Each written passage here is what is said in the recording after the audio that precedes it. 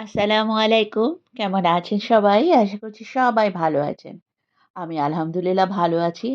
আমার আজকের সহজ এবং সাধারণ রেসিপি হাতে মাখা মুরগির রেসিপি। আমি কড়াইতে বেশ খানিকটা পেঁয়াজ দিয়ে দিয়েছি, 1/2 কাপের চেয়ে একটু বেশি।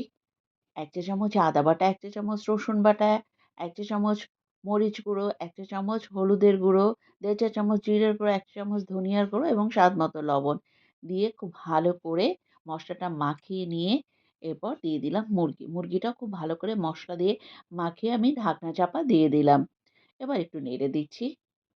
মুরগি থেকে একটু পানি বেরিয়েছে। এরপর দিলাম দারচিনি, এলাচ, তেজপাতা এবং লবঙ্গ। এবার খুব ভালো করে নেড়ে দিচ্ছি। এরপর দিয়ে দিলাম আলু। এখানে আমি বড় সাইজের ২ টো আলু নিয়ে নিয়েছি এবং মুরগিটা ছিল ১ কেজি ওজনের। এবার খুব ভালো করে কষানো হচ্ছে। কষানো হয়ে গেলে এবার দিয়ে দিচ্ছি প্রায় ২ কাপের মতো পানি। এবার আমি ঢাকনা দিয়ে দেব।